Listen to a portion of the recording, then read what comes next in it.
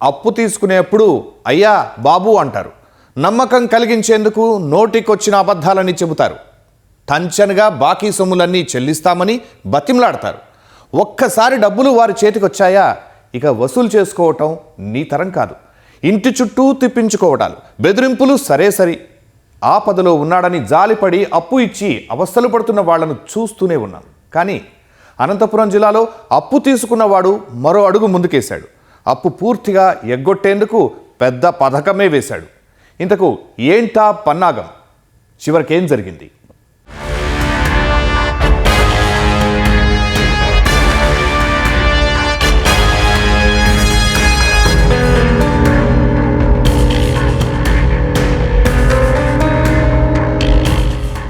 అవసరానికి అప్పులు చేయడం, ఆ తర్వాత వడ్డీతో సహా తీర్చేయడం ప్రతి ఒక్కరికి శరమామూలే. సాధారణ రైతు నుంచి లక్షల కోట్లకు అధిపతుల వరకు ప్రతి ఒక్కరూ జీవితంలో ఏదో ఒకసారి అప్పు చేయక తప్పదు. కానీ అప్పుగా తీసుకున్న డబ్బులు ఖచ్చితంగా తిరిగి చెల్లిస్తేనే మరోసారి అప్పు పుడుతుంది. అయితే అప్పు మాఫీ చేసుకోవాల్సింది పోయి ఏకంగా అప్పు ఇచ్చిన వాడినే మాయం చేయాలని చూశాడు ఓ ప్రబుద్ధుడు. డబ్బులు తిరిగి చెల్లిస్తారని నమ్మకంగా పిలిచి చివరికి ఏం చేశాడో చూడండి.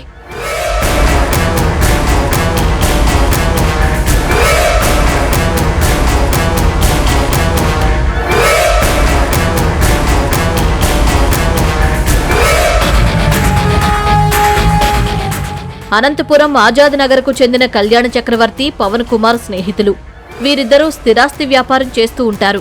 సొంతంగా ప్లాట్లు కొనుగోలు చేసి విక్రయిస్తూ లాభాలు పొందేవారు.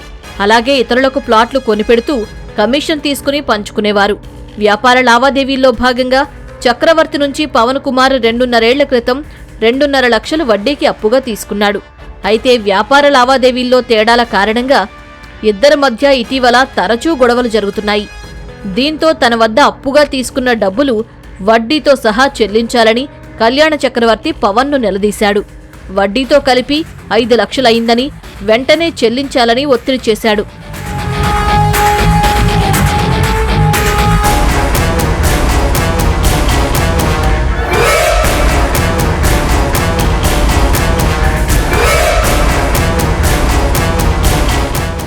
ఇప్పటికిప్పుడు 5 లక్షలు ఎక్కడి నుంచి తెచ్చివ్వాలో అర్థం కాని పవన్ కుమార్ ఓ పథకం వేశాడు.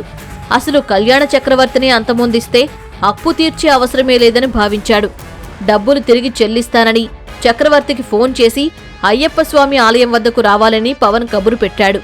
అప్పటికే చక్రవర్తికి అనుమానం వచ్చి తన స్నేహితుడైన రాజారెడ్డిని వెంటబెట్టుకుని అక్కడికి వెళ్లాడు. చక్రవర్తిని చూడగానే కోపంతో రగిలిపోయిన పవన్ ముందుగానే పథకం ప్రకారం తెచ్చుకున్న కట్టర్ బ్లేడుతో అతని గొంతు కోశాడు.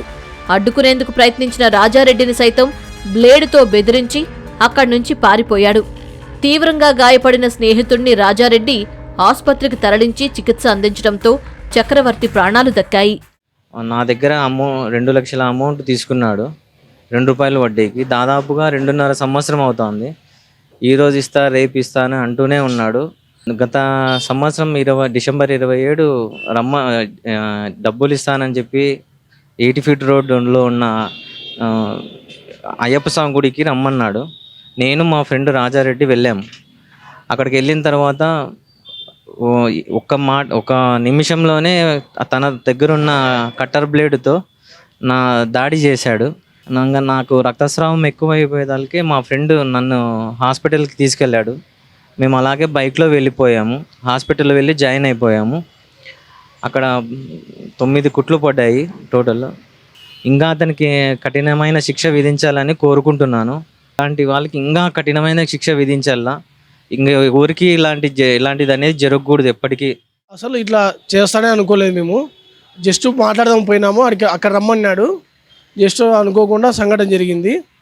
ఇంకా నేను మా ఫ్రెండ్ని తీసుకొని హాస్పిటల్కి వెళ్ళాను. బ్లడ్ ఎక్కువ అయిపోయింటే అక్కడ తీసేసి వెళ్ళిపోయినాడు అతను ఫోర్స్ చేసి. ఫస్ట్ మేము చేసినాము, మళ్ళీ అతను చేసి రమ్మని చెప్పినాడు. అక్కడ పోయిన తర్వాత అక్కడ కూర్చోయినాడు. జస్ట్ అక్కడ పోయినాము. నేను పక్కన అట్లా పోయేళ్ళకే జస్ట్ కోసేసినాడు. ఒక్కడే ఉన్నాడు అక్కడ.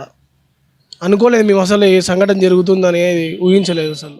రాజారెడ్డి ఇచ్చిన ఫిర్యాదు మేరకు రంగంలోకి దిగిన పోలీసులు సూర్యనగర్లోని ఇంటి వద్ద పవన్ను అరెస్టు చేసి రిమాండ్కు తరలించారు.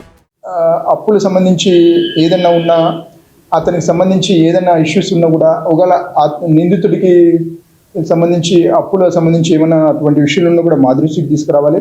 లేకపోతే అతనికి సంబంధించిన ప్రామిసరీ నోట్లు కానీ ఉంటే లీగల్ యాక్షన్గా కోర్టులు వేసుకోవడం ఆ విధంగా చేయాలి. నిందితుడు ఆ విధంగా చేసినాడు, ఇలా ఏదైనా థ్రెటనింగ్ చేస్తున్నాడు ఇవ్వకుండా అంటే దాని పరంగా లీగల్ యాక్షన్ కూడా తీసుకుంటాము. ఈ పరంగా ఇద్దరు స్నేహితుల మధ్య ఆ విధంగా అప్పు విషయంలో జరిగి హత్యాయత్నం దాకా ఇది కేసు వెళ్ళింది. అప్పుగా ఇచ్చిన డబ్బులు తిరిగి ఇవ్వమని అడిగినందుకు ఏకంగా స్నేహితుడినే మట్టుబెట్టాలని చూశాడు. అప్పిచ్చిన వాడిని హత్య చేస్తే డబ్బులు తిరిగి అడిగేవారే ఉండరని పథకం వేశాడు.